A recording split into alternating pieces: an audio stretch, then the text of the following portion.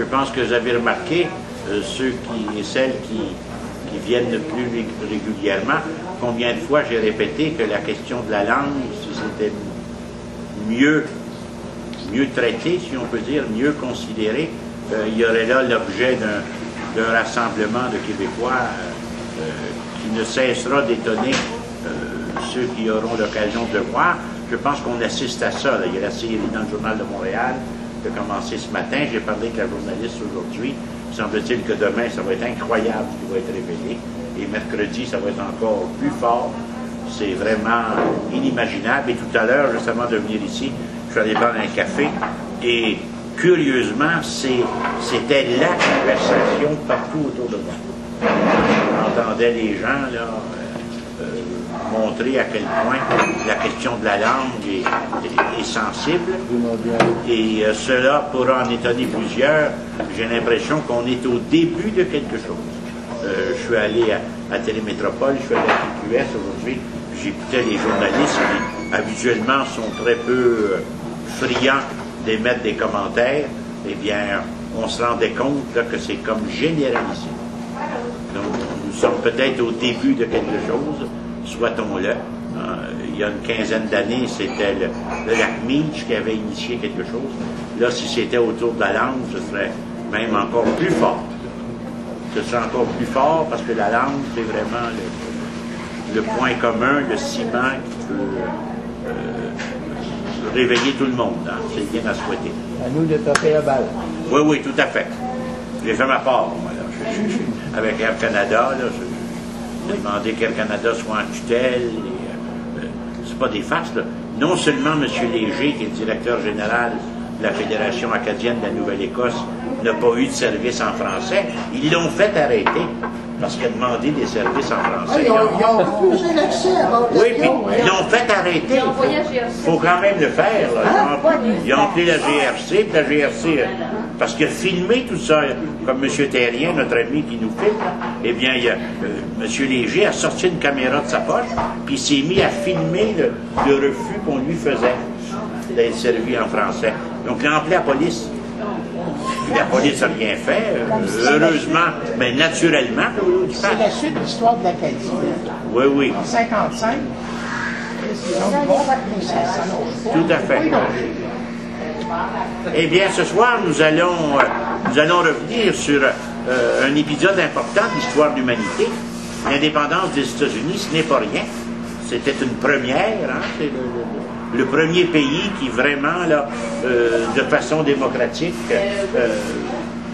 a posé un geste indépendantiste, s'est séparé d'Angleterre, suite à des combats multiples, il y a une lutte acharnée, et une lutte au niveau des idées, c'est vraiment assez extraordinaire. Une première chose qu'il faut dire en partant, avant d'entrer dans le détail, s'il avait fallu que les Américains fassent comme nous, et attendre que 50% plus 1 de la population soit favorable à l'indépendance, ils ne l'auraient pas encore. Parce que ce qui est frappant de ce chapitre de l'histoire de l'humanité, c'est que c'est une minorité qui a fait l'indépendance. Vraiment une minorité, on pourrait même dire, ce serait un peu tourner les coins ronds, mais pas tellement. L'indépendance américaine, ça a été concocté dans les loges maçonniques. Ce sont des frères maçons qui ont porté cette idée de liberté et d'indépendance et qui ont réussi à l'imposer contre le plus grand empire du monde. Donc nous allons revenir sur cet épisode-là pour montrer à quel point la force des idées est déterminante dans le cours de l'histoire. Donc, les États-Unis, c'est quoi? Ce sont des colonies britanniques. Au moment de l'indépendance, il y a 15 colonies britanniques en Amérique du Nord. 13 vont se séparer de l'Angleterre. 2 vont refuser le Québec et la Nouvelle-Écosse. Les 13 autres vont se fédérer avec le temps, là, ça ne sera pas une fédération immédiatement, mais vont se coaliser d'abord pour faire l'indépendance et se séparer de l'Angleterre, ce qui n'était pas une mince affaire. Donc l'implantation anglaise, britannique, sur le territoire qui deviendra celui des États-Unis, commence à peu près à la même époque que la Nouvelle-France. Il y a d'énormes différences, il y aura vraiment des politiques de peuplement, ce qui ne sera pas le cas ici. Ici, il viendra 10 000 colons français. Nous descendons de 10 000 colons français, qui seront en 60 et 70 000 au moment de la cession, mais non pas de la conquête. Dans les livres que j'ai lus pour préparer la causerie de ce soir, j'ai rencontré 100 fois le mot conquête. Il n'y a pas eu conquête, c'est une cession. La France a cédé la Nouvelle-France en Angleterre. Ce ne sont pas que des mots, hein, c'est important. Quand ça fait 2 siècles que l'on dit que l'on est conquis, il ne faut pas se surprendre que lorsqu'on va dans un commerce en 2008 et que l'on ne parle pas anglais, que la majorité des nôtres, qu'on ne parle pas français, pardon, que la majorité des nôtres passe à l'anglais. Il y a des raisons à ça. Richard Martineau me demandait aujourd'hui comment ça se fait qu'on est comme ça. Le respect, ça se mérite. Ça ne se conquiert pas, ça se mérite. Et donc, nous n'avons pas été conquis, mais au moment de la cession, nous sommes entre 60 et 70 000. Les Américains seront à 1,5 million. Vous voyez l'ampleur de la différence, si on peut dire. Donc, les États-Unis, ce qui deviendra les États-Unis, ce sont d'abord des colonies qui vont se fonder une par une, des États qui vont apparaître au fil du temps, au tout début du XVIIe siècle. D'abord en Nouvelle-Angleterre, ce qui deviendra la Nouvelle-Angleterre, sauf New York au début. New York est une colonie hollandaise, ça s'appelle New Amsterdam, sur l'île de Manhattan, qui a été achetée pour 25 ou 30 dollars d'aujourd'hui aux Amérindiens, et que les Hollandais vont céder aux Britanniques quelques années plus tard, mais tout autour, il y aura aussi une nouvelle Suède, ça on l'entend moins souvent, il y a donc une nouvelle France, une nouvelle Angleterre, une nouvelle Hollande, mais il y aura également une nouvelle Suède, dans l'État qui va devenir le Delaware aujourd'hui, qui a été fondé par les Suédois, et qui vont également céder le territoire à l'Angleterre. Delaware, c'est pas un État très gros. Ah, c'est assez petit. C'est un peu plus gros que le Rhode Island. Ouais. Je pense que le plus petit, c'est le Rhode Island. Ouais. Je pense. Ouais. Mais c'est à peine un peu plus gros. Donc, ça commence en Nouvelle-Angleterre. Et le peuplement se fera à partir de citoyens britanniques, le plus souvent pour des raisons religieuses. La Nouvelle-France aussi se construit sur des motifs religieux. Lorsque les premiers colons, là, les Champlain, puis les Jeanne-Mance, les Marguerite Bourgeois, les Maisonneuve, vont venir ici, c'est dans un but religieux. C'est afin de sauver les sauvages, les évangéliser. Du côté britannique, une toute petite parenthèse, ne sont venus en Nouvelle-France que des catholiques. Si la France avait accepté que les protestants français puissent s'établir en Nouvelle-France, ce qu'on appellera les Huguenots, nous serions 100 millions aujourd'hui. Mais le cardinal de Richelieu et les monarques français se sont opposés à ce que des protestants viennent ici s'installer. Il y en a eu quand même quelques-uns. Ils ne furent pas nombreux, mais il y en a eu quelques-uns. Pourquoi dis-tu que nous serions 100 millions si ça avait... Parce que nous, au lieu de devenir 10 000, on serait venu 100 000. Parce que les Huguenots ont quitté la France. Ils sont en allés en Allemagne, ils sont en allés en Angleterre, ils sont en allés en Hollande beaucoup.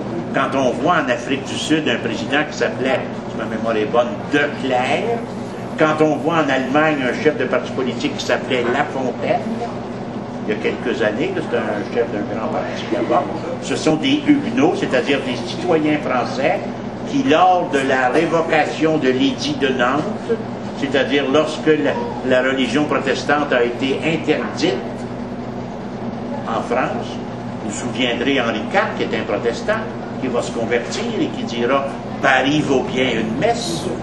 Il va se convertir, relisez Alexandre Dumas, il va se convertir au catholicisme pour marier la reine Marguerite, et parce que le protestantisme est devenu illégal.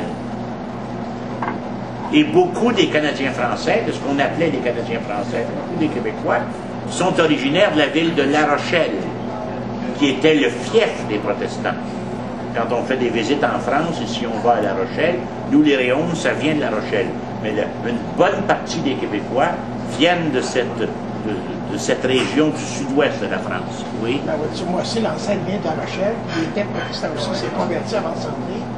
Mais à un moment donné, il ne demeurait pas à La Rochelle. Il s'approchait de La Rochelle pour pouvoir embarquer sur le bateau, pour pouvoir partir. C'est ça qu'il faisait. Oui. Okay. Souvent, il partait de la Gascogne, il peut même partir des Alpes et des Pyrénées, et il s'approchait de l'eau. Il commençait par lâcher leur première province pour trouver du travail un peu plus près. Puis à un moment donné, s'il ne trouvait pas de travail, ben là, il embarquait ses bateaux. C'est comme par étapes. Vous avez raison de le dire. Donc, si la France avait accepté que les protestants puissent venir s'établir en Nouvelle-France, nous serions 100 millions. L'histoire n'eût pas été la même. En Angleterre, la question ne se pose pas. Il y a très catholique, n'oubliez pas, le catholicisme est interdit en Angleterre. Assister à la messe est passible de la peine de mort. Donc c'est l'Église anglicane qui va en Angleterre. Et ce qui va peupler les États-Unis, ce sont des gens qui ne seront pas des anglicans. L'Église anglicane, d'ailleurs, pour un catholique qui assistait à une messe anglicane, c'était valide. C'est la même chose. Le même rite, le même credo, la même croyance, c'est à quelques nuances près. Les protestants, c'est autre chose. Donc, quand le protestantisme va apparaître, ils seront persécutés. Donc, beaucoup de calvinistes, par exemple, vont s'en aller en Hollande et vont ensuite s'en venir du côté américain. C'est la même chose pour ce qu'on va appeler les puritains. Les puritains de Boston. Eh bien, eux, il y a des années où ils vont en venir 20 000. Je vous dis, dans toute l'histoire de la Nouvelle-France, de 1620 à 1760, il va venir 10 000 colons français. Mais il y a une année où il y aura 20 000 puritains qui vont quitter l'Angleterre pour s'en venir aux États-Unis. C'est une autre catégorie, c'est une autre sorte. Mais ils vont venir également très nombreux. Donc, les États de la Nouvelle-Angleterre seront créés, seront fondés par des citoyens britanniques qui vont quitter la Grande-Bretagne pour venir s'installer de ce côté-ci. Comme je le disais, on l'oublie souvent, pendant presque des siècles, l'Église ici, mais pas seulement l'Église, reprochait à la France d'avoir été régicide. Vous savez, il y a homicide, c'est tuer quelqu'un, il y a parricide, qui est tué dans la famille, il y a régicide, qui est tué un roi. Donc, on va reprocher longtemps aux Français d'avoir été régicide, puis d'avoir osé couper la tête d'un roi après la Révolution de 1789, où le pauvre Louis XVI et Marie-Antoinette se seront fait trancher la tête. Les Anglais avaient fait ça. Dès 1642, les Anglais vont exécuter Charles Ier. Et arrivera en Angleterre ce qu'on va appeler le Commonwealth, c'est là que le mot va apparaître pour la première fois, de 1642 jusqu'à 1690, la période dirigée par un nommé Cromwell, c'est la période du Commonwealth, où il n'y aura pas de roi en Angleterre, où ils vont attendre jusqu'à la restauration des Stuarts, comme Marie Stuart, la petite Marie Stuart, qui aura marié un Français. C'est François II. Et là, François II. Et là, il y aura une restauration monarchique en Angleterre. Parce qu'il ne faut pas oublier que la grande différence entre l'Angleterre et la France, c'est que l'Angleterre, dès le XVIIe siècle, aura pris fait et cause pour le parlementarisme. Je ne dirais pas immédiatement pour la démocratie. La démocratie, c'est le droit de vote pour tout le monde.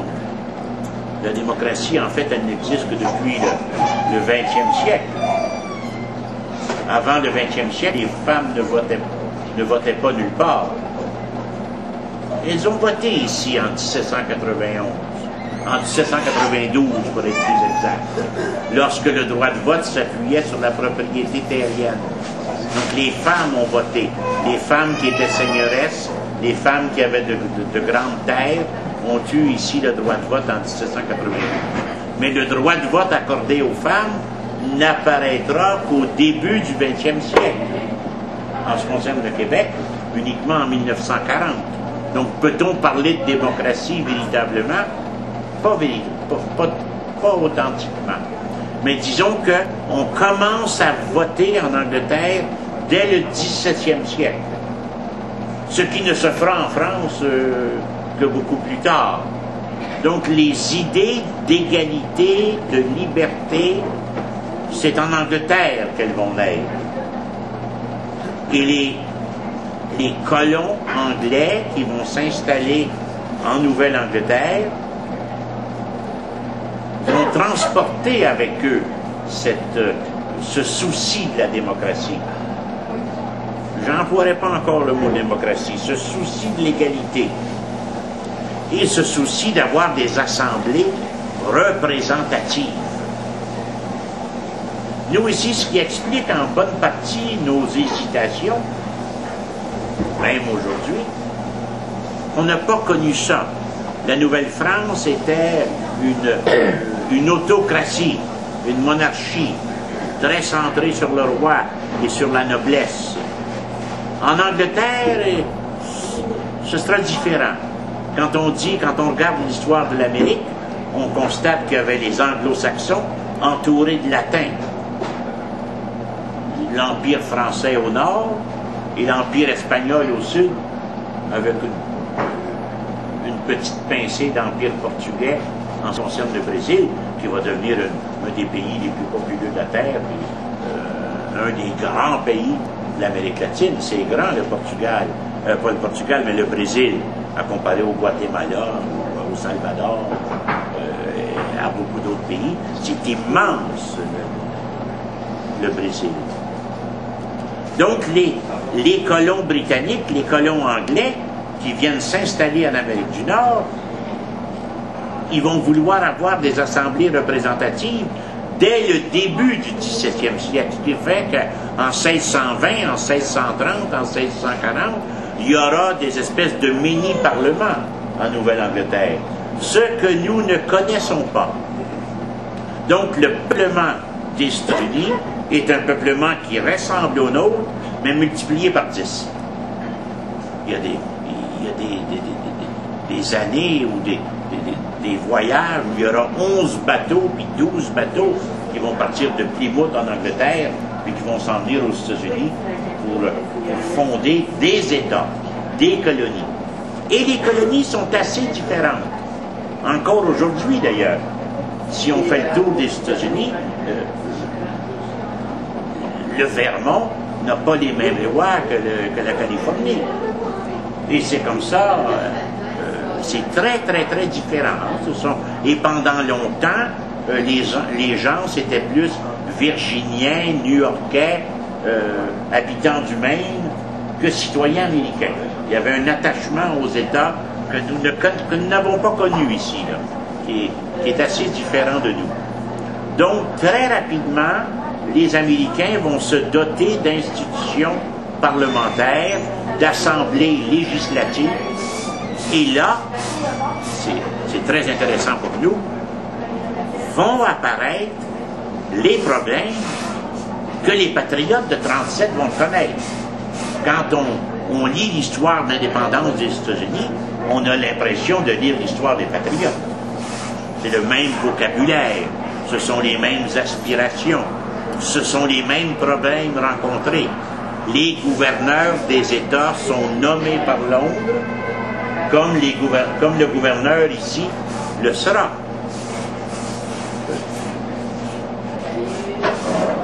Très rapidement, à travers les loges maçonniques, vont apparaître également des revendications très précises. Les principes d'égalité entre les individus, c'est là que ça apparaît. C'est pour ça que les Français vont tellement s'inspirer de la Révolution américaine. Et cela même, avant que la Révolution française existe, les monarques français vont aider. Il n'y aurait pas d'indépendance américaine sans l'appui de la France. C'est pour ça qu'il y a un lien très intime entre la France et les États-Unis. La Statue de la Liberté, c'est l'illustration de ça. Quelle forme les Français ont aidé les Américains? En envoyant des armées, en prêtant des millions de dollars. Des millions que le roi français va prêter. C'est quel roi français à l'époque? Louis XVI.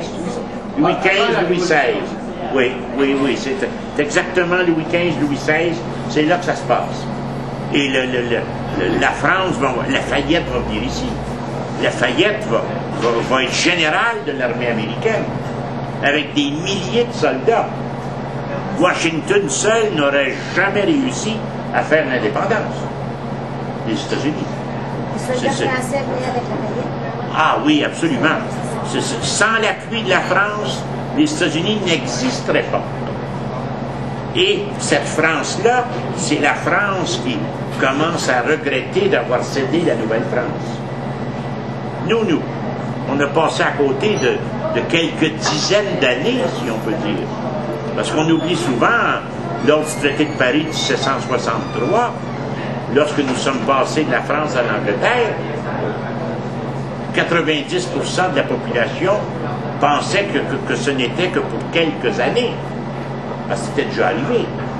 L'Acadie, on l'a perdu, on l'a retrouvé, on l'a perdu. Les rois s'échangeaient les territoires comme si c'était des jeux de cartes. Encore une fois, d'éthique, je coupe la parole. Si les Français avaient gardé la Nouvelle-France, ils n'avaient pas cédé aux Britanniques, qu'est-ce qui serait arrivé de la Nouvelle-France sous la Révolution française? Ah.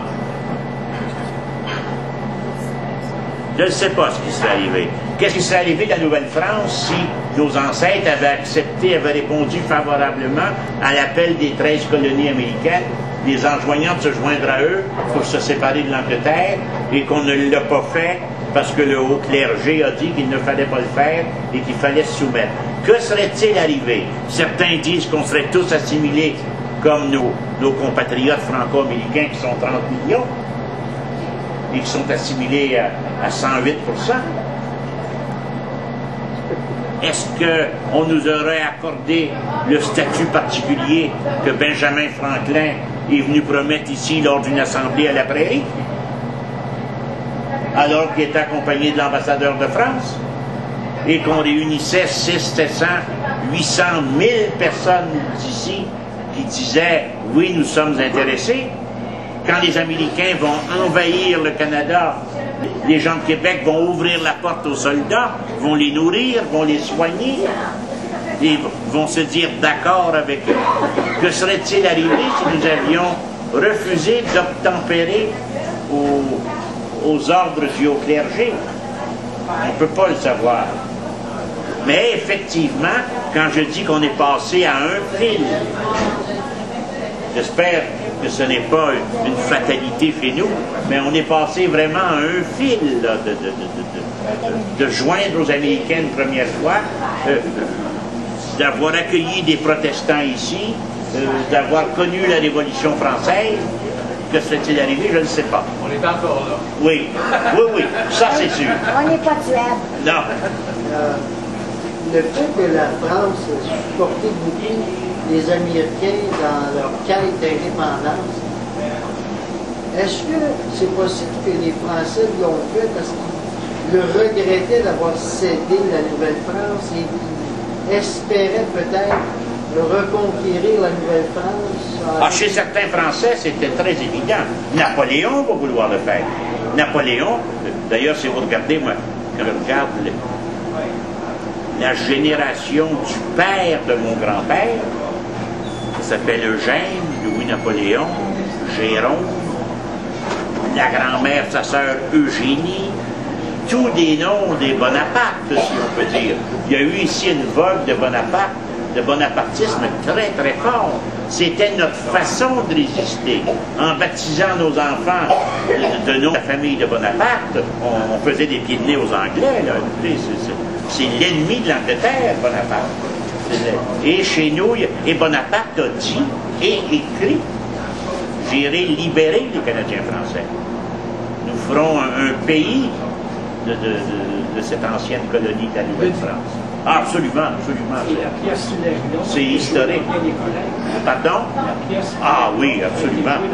Absolument. Puis des Napoléons, il y en a dans toutes les familles. Ce qui était, écoutez, s'appelait Napoléon en 1800. C'est comme s'appeler Ben Laden aujourd'hui. C'est exactement ça.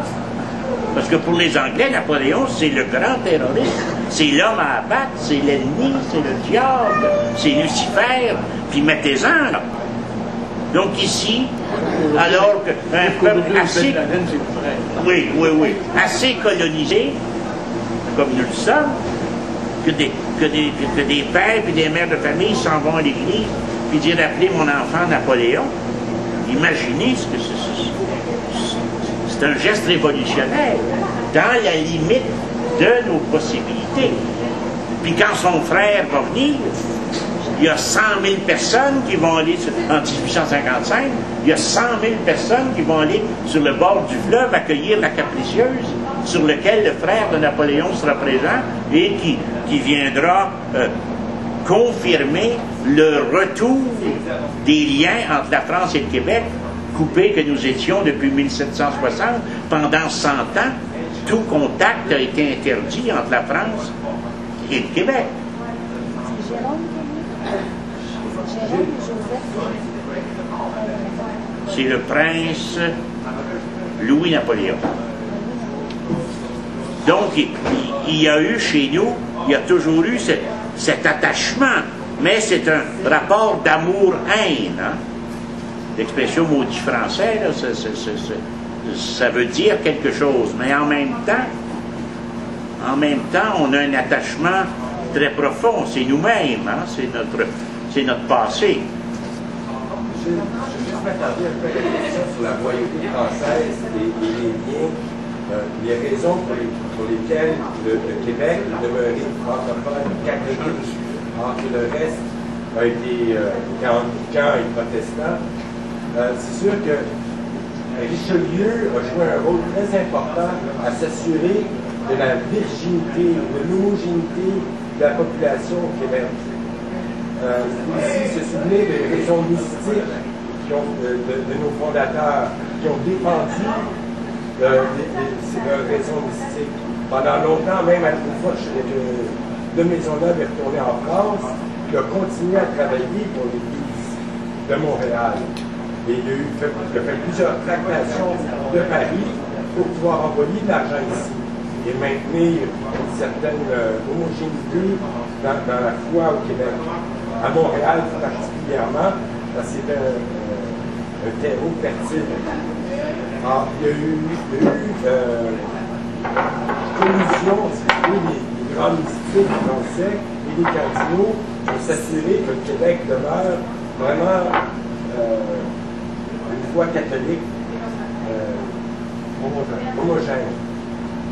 Et c'est pourquoi aussi, par après, lorsque les prêtres sont protégés de Québec contre les Anglais et sont assurés ici qu'on ne devienne pas une colonie, encore une fois, c'était des jeux de tractation, c'était un mal pour un bien, parce que les Anglicans prêtaient serment, le roi Henri prêtait serment de faciliter. Il faudrait que ce soit une conférence. Oui, nous-mêmes, on a, rappelez-vous, lors de la session, on va obliger nos ancêtres non seulement à remettre les armes, ce qui était très significatif. Et ici même à Montréal, là, ils vont aller remettre des centaines de fusils à la place d'Armes le dimanche après la messe. Les cultivateurs, les habitants, les citadins, les riverains, devrait-on dire, vont remettre les armes, étaient appelés à prononcer le serment du test, c'est-à-dire renoncer à leur foi. Et cela va durer pendant des décennies et il va en incommoder plusieurs. C'était impossible, c'était impensable. Donc, du côté américain, et on le remarque encore aujourd'hui avec les preachers, les États-Unis sont fondés par des sectes, différentes sectes protestantes qui vont s'installer dans différents États avec une très grande tolérance. Il faut le souligner. L'influence des loges maçonniques,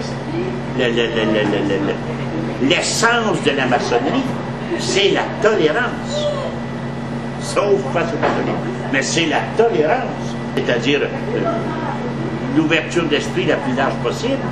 Il y aura même un État catholique, le Maryland. Alors, je vous rappelle qu'en Angleterre, assister à la messe est passible de la peine de mort. Il y a un État qui va s'appeler le Maryland, dont la capitale est Baltimore, et dont plusieurs États seront cédés à des individus. Vous savez, l'Angleterre, c'est le roi qui dirige, même s'il y a une assemblée parlementaire, une assemblée représentative avec des députés, le roi va céder. Ce sera un d'ailleurs des griefs de ceux qu'on va appeler les patriotes, parce que les indépendantistes américains, ils s'appellent les patriotes. Nos patriotes vont prendre ce nom-là des Américains. Ils vont se dire patriotes en s'inspirant des indépendantistes américains qui s'appellent les patriotes, qui ont une organisation de jeunes qui s'appelle The Sons of Freedom, les fils de la liberté, que nos patriotes vont reprendre également. Ils vont aussi fonder les frères chasseurs, loge maçonnique. Ils vont emprunter ça des Hunters Lodge, qui sont des sociétés secrètes américaines ayant travaillé activement à l'indépendance des États-Unis. Donc, pour Papineau va mourir en souhaitant qu'on s'unisse aux Américains. Papineau ne changera jamais d'idée là-dessus. Et les autres vont changer la plupart. Mais les Duvernay, les Édouard Raymond Favre, les Georges-Étienne Cartier, les docteurs Jean-Olivier Chénier, les Chevaliers de Lorimier, ces gens-là n'ont qu'une idée en tête, s'abreuver à la Révolution américaine. Pour eux, c'est ça. Et c'était le cas pour tous les révolutionnaires du monde. Autant la révolution bolchevique de 1917 va avoir nourri la pensée des militants de gauche du monde entier pendant tout le 20e siècle, jusqu'à ce qu'on découvre la réalité des goulags et l'épouvantable dictature qui se passait en Union soviétique sous Staline. Eh bien, c'était la même chose pour nos patriotes vis-à-vis des indépendantistes américains, qui étaient pour eux le nec plus ultra de tout ce que l'on peut penser.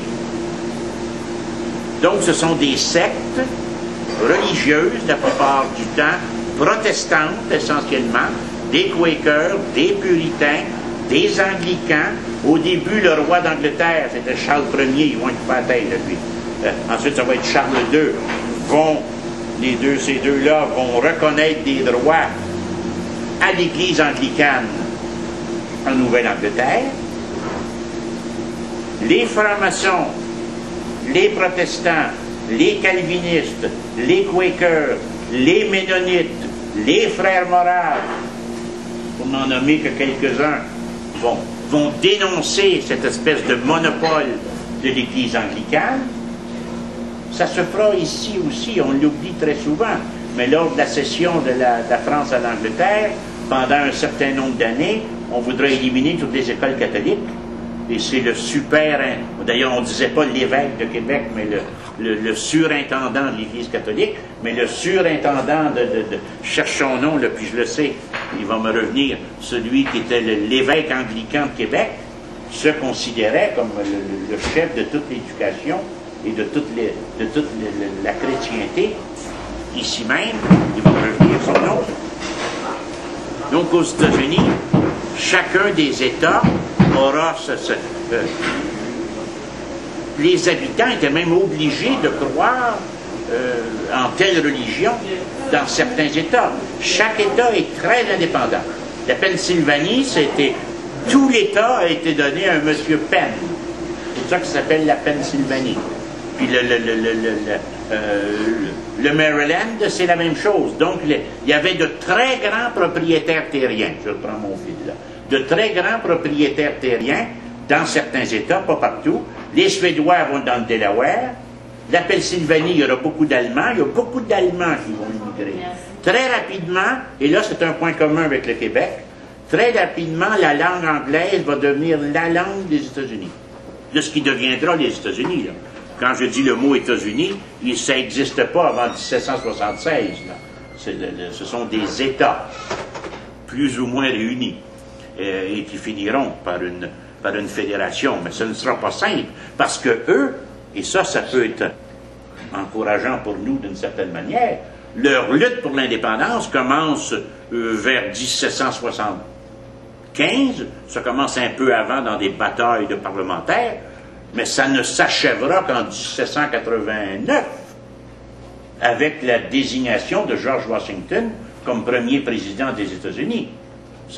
Quand ils vont faire leur indépendance quand ils vont déclarer l'indépendance le 4 juillet 1776, ils sont en guerre avec l'Angleterre, et la guerre ne finira que par le traité de Paris de 1783. Une guerre de 7 ans, où ils vont être indépendants sans l'être. Ils vont être indépendants sans que personne ne les reconnaisse, sauf la France, qui aura des rapports avec eux. Comme Nelson qui a fait sa déclaration d'indépendance. Tout à fait. Puis le drapeau américain, si vous regardez, là, c'est les couleurs des 13 États. Blanc, bleu, blanc, bleu, blanc, bleu, avec un carré bleu, avec 13 étoiles. Ils vont en ajouter au fur et à mesure. Mais le drapeau va n'apparaître qu'en 1775, à peu près. Washington, pour la première fois, va le sortir, parce que ce ne sera pas une simple affaire. Ça va... C'est plutôt l'inverse. Quand on regarde l'histoire des patriotes qui commence en 1791, en fait, même si le Parti patriote ici n'apparaît formellement avec le nom qu'en 1826, ça commence en 1791 pour s'achever en 1840. Quand on regarde l'histoire des États-Unis, on a l'impression de lire l'histoire des patriotes. Qu'est-ce qui arrive? Les gouverneurs dans les États sont nommés par le roi, comme nous. Le gouverneur a droit de veto sur toutes les lois. Et qu'est-ce que demandent les patriotes américains? Et c'est comme ça que la revendication indépendantiste va se préciser, exactement comme il se passera au Parlement de Québec avec le Parti patriote de Louis-Joseph Papineau. Les députés indépendantistes américains vont demander de contrôler le budget, exactement ce que les patriotes demandaient ici, ce qu'on appelle ici la question des subsides, qui va occuper le Parlement québécois pendant 40 ans, presque 50 ans. Ils vont vouloir voter des lois qui devraient être appliquées, ce que le gouverneur leur refuse, puis il y aura des éternelles chicanes entre les députés et les gouverneurs, comme il y aura ici pour les patriotes, des éternelles chicanes entre les députés du Parti patriote et le gouverneur et sa clique. Et eux vont dénoncer du côté américain la propriété terrienne. Écoutez, là, il y a un propriétaire terrien en Pennsylvanie qui pouvait faire 10 heures à cheval avant d'arrêter d'être sur sa tête. Vous savez, ça, c'était...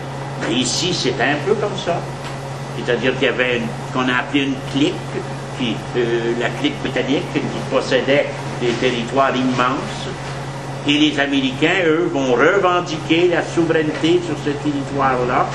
Et eux, c'est à travers, et c'est ça qui est extraordinaire dans l'histoire des idées, c'est à travers l'idée de liberté et d'égalité, notamment d'égalité des chances. Les Américains étaient très sensibles à ça. C'est ça, quand on parle des Américains, il faut oublier M. Bush, là, puis M. Nixon. C'est autre chose, là. Ce sont des États-Unis vieillissants, si on peut dire. ne veut pas dire pourrissant, mais vieillissant. Alors que là, c'est autre chose, là, c'est la naissance de la République, qui ne s'était pas vue depuis les Grecs. Pour la petite histoire, les francs-maçons qui vont privilégier la démocratie et les élections à tous les niveaux vont s'inspirer de la règle des dominicains. Vous savez, dans l'Église, il y a comme deux grands ordres. Il y en a plusieurs, là, mais il y en a deux qui sont plus, comment dirais-je, plus égaux que les autres, si on peut dire. Les jésuites et les dominicains.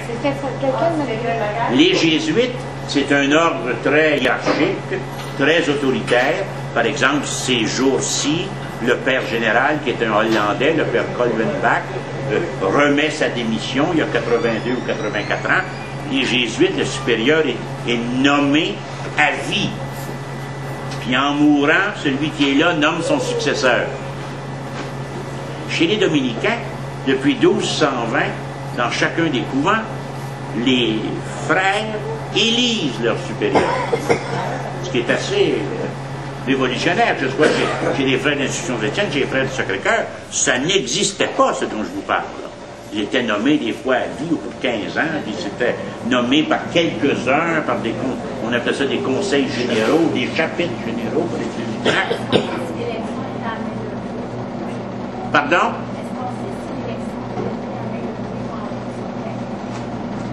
Chez les dominicains, c'est secret. C'est secret. On appelle ça voter au bin, au fait. C'est-à-dire qu'on nous présente un... C'est espagnol, hein, comme origine des dominicains. Donc, on nous présente un plat de fèves où il y a des fèves blanches et des fèves noires. Les fèves blanches veulent dire oui, les fèves noires veulent dire non. Et on va dans la... On prend une fève, on la met au fond d'une poche. C'est comme ça depuis 1200 quelques. Je veux simplement mentionner ça parce que c'est quand même assez spécial dans l'Église, un ordre comme celui-là. Donc, on dira que les Américains, les indépendantistes américains, se sont inspirés de l'ordre des Dominicains en ce qui concerne la démocratie, parce que chez les Dominicains, un frère vaut un vote, et c'est l'ensemble des votes qui décident, et pour un certain temps seulement. C'est toujours révocable. Donc, les loges maçonniques, qui sont, écoutez, les francs-maçons, là, tels qu'on les connaît maintenant, tels qu'on les connaît à l'époque moderne, ça apparaît au 18e siècle, dans le siècle des Lumières, toujours fondé un 24 juin, pas un hasard, la Société Saint-Jean-Baptiste est fondée un 24 juin, les francs-maçons fondent leur loge un 24 juin autour d'un banquet. C'est comme ça depuis le 18e siècle. C'est symbolique, là, et Benjamin Franklin, qui est un franc-maçon presque 33e degré, une sommité dans la franc-maçonnerie, un personnage qui va... c'est lui d'ailleurs qui va convaincre la France d'appuyer les indépendantistes américains. Fallait le faire, là. Là, c'est avant la Révolution française que des citoyens disent on veut faire une république et se détacher de l'Angleterre et qu'on réussisse en France, qui est un pays de la monarchie absolue. On parle des descendants de Louis XIV, le roi Soleil, le roi qui aura vécu le plus longtemps de toute l'histoire du monde dans une monarchie absolue. L'empereur Hirohito aura été là plus longtemps, mais c'était pas une monarchie absolue. Il y a une démocratie au Japon. Là-bas, le roi Louis XIV, c'était le roi, c'est moi, puis bon Dieu, tu peux te coucher, je vais debout. Tu sais, je veux dire, c'est bon, c'était aussi clair que ça. Donc, ça prenait un personnage très charismatique pour convaincre les autorités françaises et la monarchie française d'envoyer des armées et de l'argent pour aider cette bande de rebelles américains. On prend une pause, je terminerai en disant que George Washington, qui est un des personnages les plus illustres de l'histoire du monde, partage avec Charles de Gaulle le fait d'avoir été déclaré par les tribunaux traître à la patrie et d'être condamné à mort. C'était un rebelle pour l'Angleterre, comme Charles de Gaulle était un rebelle pour Pétain.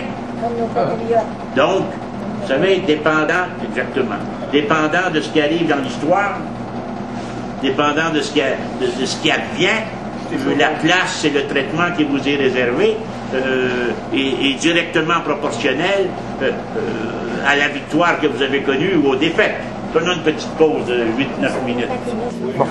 Se révolte contre l'Angleterre. Ça commence à prendre véritablement forme en 1775. Là, il y aura des réunions des représentants des 13 colonies.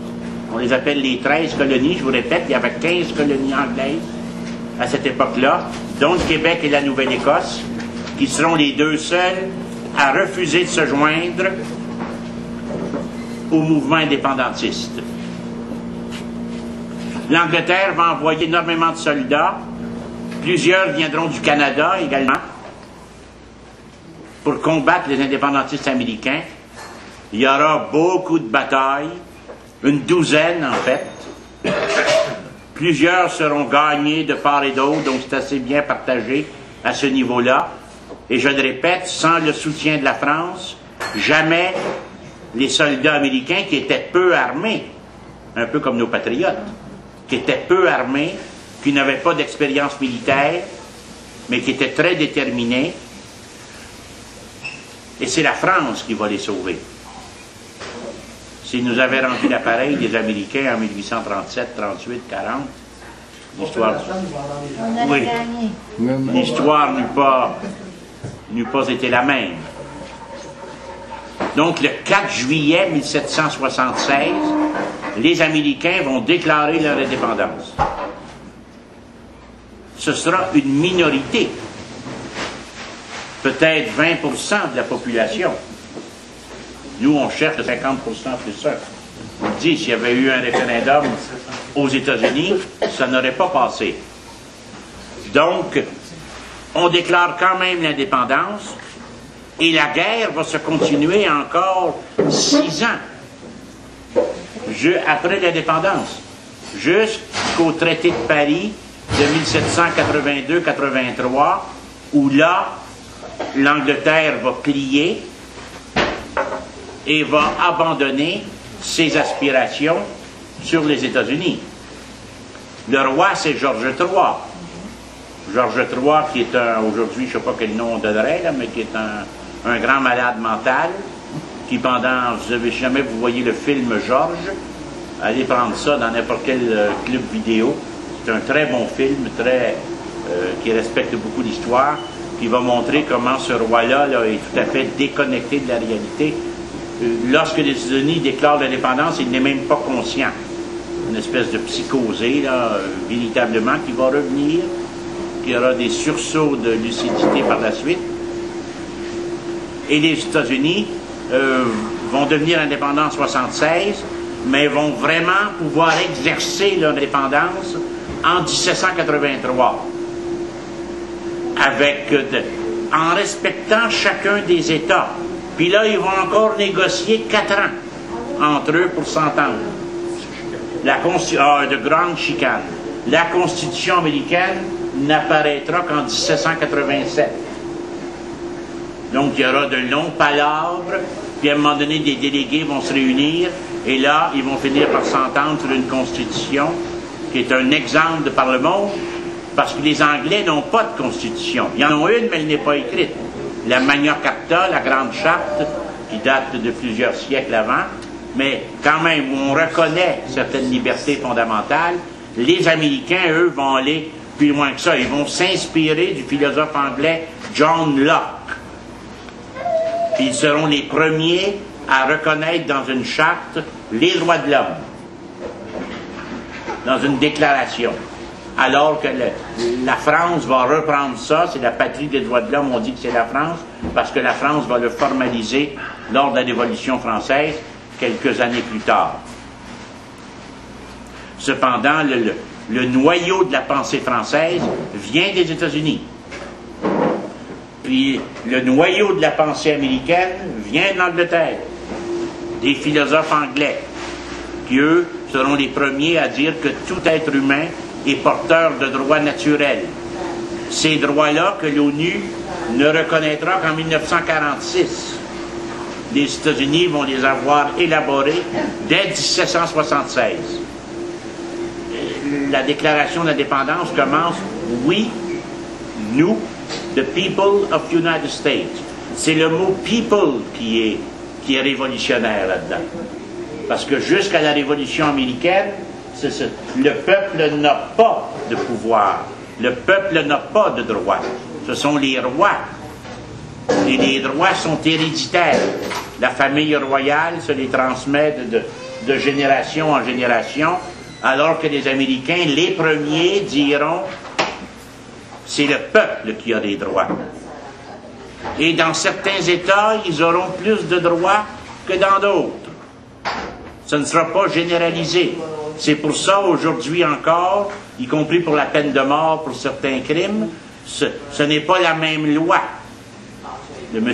Binette, le Québécois, là, qui vient de tuer sa famille, là, Veillette, pardon, eh bien, lui, c'est dans je pense que c'est dans l'Ohio, c'est dans un État qui est particulièrement sévère à ce niveau-là. Alors que d'autres États n'ont pas la même sévérité, n'ont pas la même fermeté. Ohio? Ah. D'ailleurs, c'est comme ça qu'il faudrait dire. Quand on prononce des mots étrangers, il faut les prononcer dans sa langue. Et non pas tenter de les prononcer comme on le fait souvent ici à l'anglaise. C'est pour ça que les gens vont dire les gens de Dorchester. On va dire Dorchester à Montréal, mais les gens de Dorchester vont dire qu'ils habitent dans Dorchester. On prononce la langue étrangère avec l'accent de sa propre langue. C'est la façon de faire. Donc, George Washington, je vous le disais tout à l'heure, c'était un traître aux yeux d'Angleterre. Mais c'est un homme qui avait un caractère de fer, semble-t-il. C'est un homme qui avait une maîtrise de soi peu commune. Comme Benjamin Franklin, on dit de lui, c'était un haut gradé dans la franc-maçonnerie, c'était un homme d'une affabilité extraordinaire. Benjamin Franklin et son parapluie, c'est lui qui va avoir inventé les paratonnerres. On s'en sert encore aujourd'hui un peu partout. Eh ben, c'est un homme qui très, très francophile, très près de la France. Il va habiter à Paris longtemps pour convaincre les autorités françaises d'appuyer les indépendantistes américains. Et encore là, ce seront les loges maçonniques qui, en France, vont faire le travail. À ce moment-là, on pouvait être duc, on pouvait être prince, et même roi, et être franc-maçon. Georges VI, le père de la reine, l'était. Donc ce n'était pas incompatible. Là. Les condamnations ecclésiastiques n'apparaîtront que plus tard. D'ailleurs, ce que l'Église condamne, ce ne sont pas les idées maçonniques, c'est le secret. C'est le fait d'appartenir à une société secrète, avec un rite initiatique. Et les patriotes de Papineau vont se servir de ces rites-là. Les frères chasseurs, c'est une société maçonnique. L'ordre de Jacques Cartier, qui sera fondé en 1927 et qui va disparaître au milieu des années 60, c'est une société secrète de type maçonnique. Pourquoi de type maçonnique?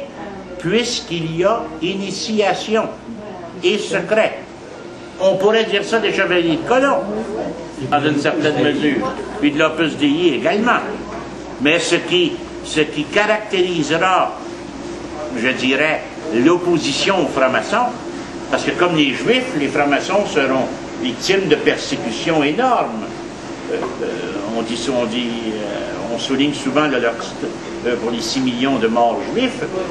Hitler a aussi éliminé des milliers de francs-maçons, de tziganes également, mais de francs-maçons, parce qu'on les présentait comme étant une menace à l'intégrité de l'État et à l'autorité du gouvernement.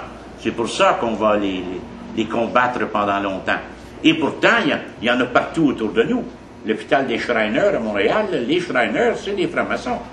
Avec le chapeau rouge, l'espèce de toque sur la tête, sont des francs-maçons qui... Actifs. Comme je le disais l'autre jour, je ne le savais pas, mais Frenchy Jarreau m'a dit quelques semaines avant de mourir qu'il était 32e degré franc-maçon.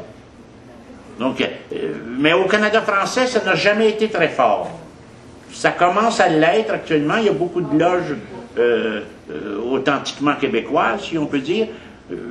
Et ce qui les caractérise, et là, ça vient des révolutionnaires américains, c'est cette obsession de la tolérance, d'accepter les autres comme ils sont. Les alcooliques anonymes, c'est une société essentiellement maçonnique. L'aide suprême, là, c'est même le vocabulaire des maçons. Puis, beaucoup plus que ça, dans beaucoup des applications, des étapes et ainsi de suite. On pourrait faire une soirée uniquement là-dessus. L'influence maçonnique est beaucoup plus grande, beaucoup plus importante qu'on se l'imagine. Et même lorsqu'on la nie, elle est présente. C'est la force d'ailleurs. Un peu comme Lénine qui disait du communisme, ne perdez pas votre temps à tenter de convaincre les gens de devenir communistes. Ils le deviendront tous à un moment donné. C'est comme s'il y a c'est la force des idées. Hein. C'est la force de la Révolution américaine. Ce que les indépendantistes américains ont fait sans le savoir, ça a été un geste révolutionnaire comme pas un dans toute l'histoire de l'humanité. C'est-à-dire, il y a une rupture. Autant on peut dire que le monde n'est plus le même depuis le 11 septembre 2001, parce que même si nous, on ne s'en aperçoit pas comme tel, le monde n'est plus le même. On ne se regarde plus les uns les autres, on n'a pas la même attitude face aux étrangers, on n'a pas la même attitude face à la vie qu'avant le 11 septembre 2001. Il en est de même pour la Révolution américaine. Le monde n'est plus le même. La République, c'est-à-dire que ce sont les êtres humains, nonobstant leur couleur de peau, l'esclavagisme sera interdit dans plusieurs États, mais il va l'être dans d'autres. Il va être toléré dans d'autres. Et tous les États américains, j'ai oublié de vous le dire, les Carolines, par exemple, du Nord et du Sud, c'est en l'honneur du roi Charles. C'est pour ça que ça s'appelle Caroline. C'est en l'honneur du roi Charles. Et chaque État, souvent, aura une religion particulière. Aujourd'hui, ça a un peu disparu. Mais le fondement est là. Quand on regarde des images, moi, je ne suis pas beaucoup la télévision américaine, mais si on suit beaucoup la télévision américaine, on va remarquer d'énormes différences. Les gens du Nord, les gens du Sud n'ont pas la même culture, n'ont pas la même attitude, n'ont pas le même regard sur la vie. Et tout ça vient de cette indépendance des États-Unis, dont un des fondements est le respect de l'autonomie de chaque État. Ils ont réfléchi longtemps sur le type de gouvernement que ça prenait. Et ils ont décidé d'avoir un gouvernement central assez fort, où il y a un Sénat puis il y a une Chambre des représentants, puis les deux réunis constituent le Congrès. Le président peut être révoqué, c'est déjà dans la Constitution de 1787. Vous savez, pour Clinton, là, ils avaient entamé une procédure de révocation du président. Et le Reform Party, qui s'inspire beaucoup de la tendance américaine, appelle ça le recall. C'était dans le programme du Reform Party, c'est-à-dire que si 20%, je pense, de la population de l'électorat d'un comté signait une pétition demandant la démission d'un élu, d'un député, on pouvait le faire démissionner. Tout ça tire sa source des textes des indépendantistes américains. Leur grand philosophe, c'est Thomas Paine, qui est un Anglais qui va avoir émigré aux États-Unis et qui va écrire une brochure sur la nécessité de l'indépendance, qui est un texte absolument extraordinaire. Et Thomas Jefferson également, qui est un grand personnage de Washington. Tout ce monde-là sont des francs-maçons, qui appartiennent à des loges, qui inscrivent parce que parler d'égalité entre les hommes à cette époque-là et les femmes, là, même si les droits des femmes n'apparaîtra plus tard, mais parler de l'égalité des chances et de l'égalité des personnes, c'était impensable, parce que tout était basé sur l'inégalité. Oui.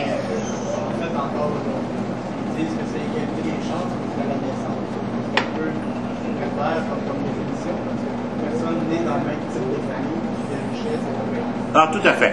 Même le côté santé aussi, c'est comme ça. Les chances sont tout à fait.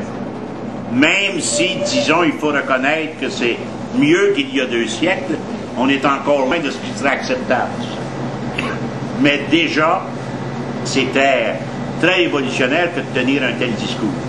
Et de reconnaître à chaque personne le droit de voter et de participer au choix des dirigeants. C'était impensable. Et ici, ça va le demeurer longtemps. Je vous rappelle que l'Église catholique ne reconnaîtra la République qu'à la fin du 19e siècle, vers 1895, avec le pape Léon XIII, qu'on a appelé le pape libéral. Parce que la pensée des indépendantistes américains, c'est une pensée libérale, pas au sens de Jean Charest, de Stéphane Dion, puis de Jean Chrétien, puis de Trudeau, là. Libéral en 1770, c'est aussi révolutionnaire que terroriste aujourd'hui. C'est aussi révolutionnaire que communiste il y a 20 ans. Être libéral, c'était... Pour plusieurs, là, c'était épouvantable. Pourtant, plusieurs étaient très conservateurs. Quand on parle des puritains, par exemple, qui vont fonder 2-3 États américains, les puritains, ce sont des anglicans conservateurs. Eux autres, samedi, là, ils respectent le sabbat comme les Juifs. Ils vont compter leurs pas, ils vont faire attention à tout ce qu'ils font. Puis, d'ailleurs, c'est pour ça qu'on va remarquer chez certaines sectes protestantes où les prénoms sont identiques à des prénoms juifs. Des Isaac, des Benjamin, comme Benjamin Franklin. Benjamin, Franklin n'est pas juif. Mais dans les familles protestantes, contrairement aux familles catholiques, dans les familles protestantes, on a un très grand respect de l'Ancien Testament, qui va être cité souvent en exemple. Chez les catholiques également. Mais l'Évangile, le Nouveau Testament, prend plus de place chez les catholiques que chez certains protestants, où c'est le retour aux sources, un certain conservatisme, un certain retour en arrière dans une certaine mesure.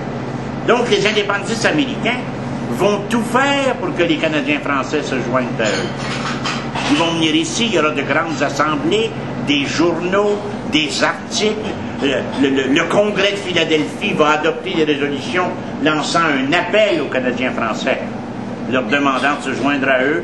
Ils nous garantissaient le respect de notre langue et le respect de notre religion.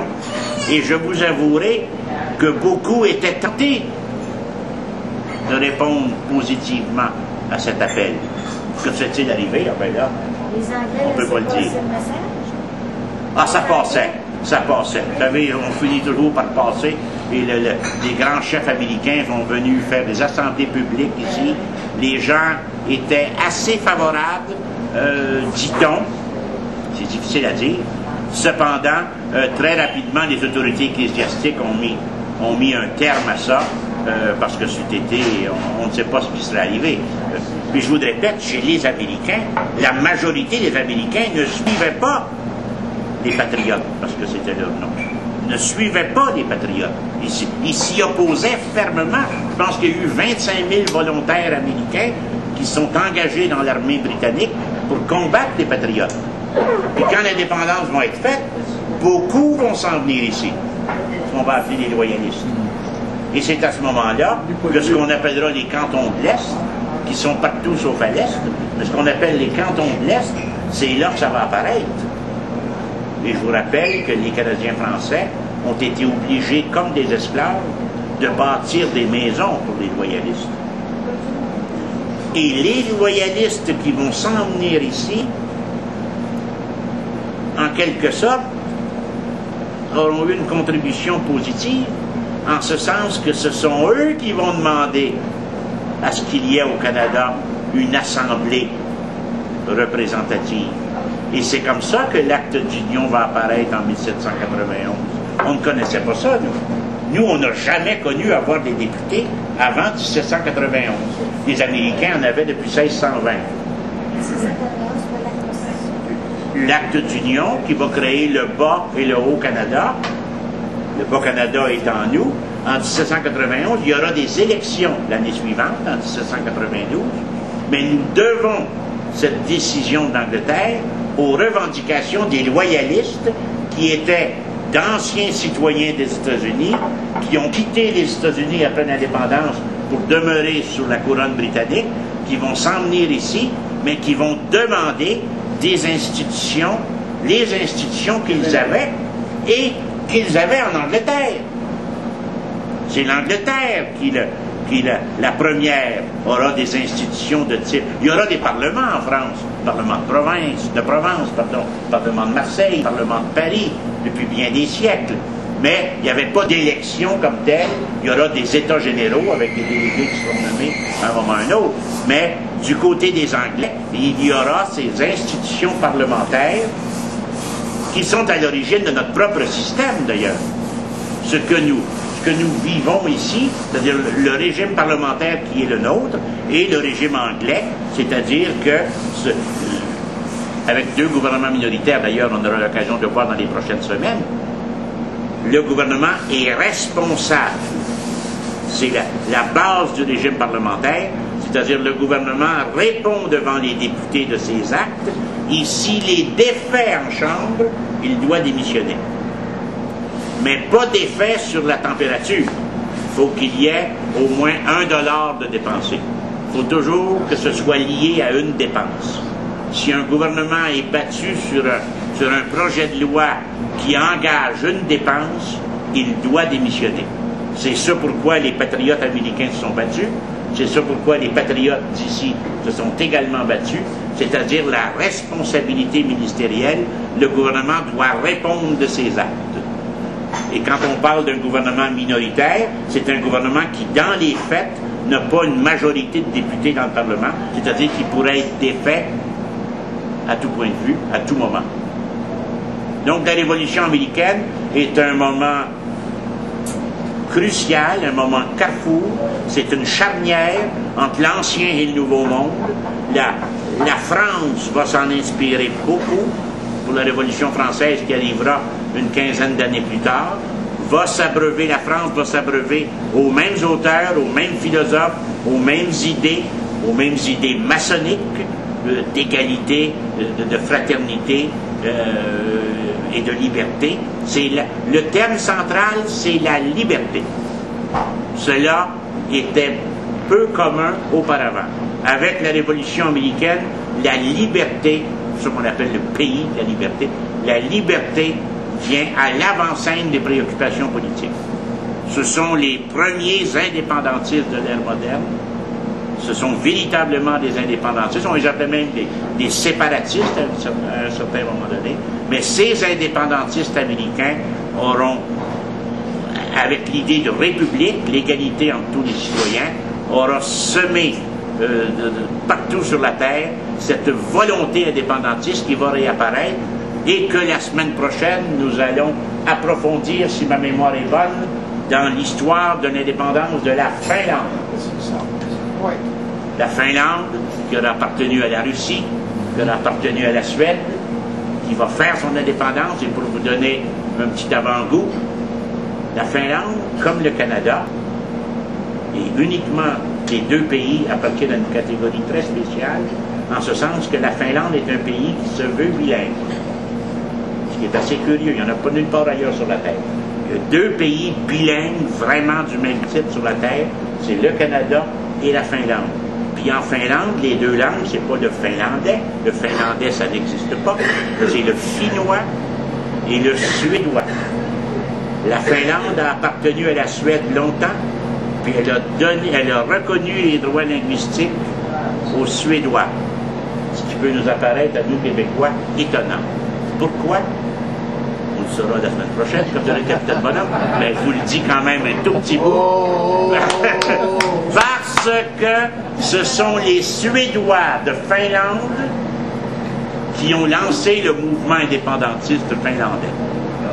Et les Finnois, en reconnaissance, leur ont attribué des droits linguistiques particuliers. À la semaine prochaine.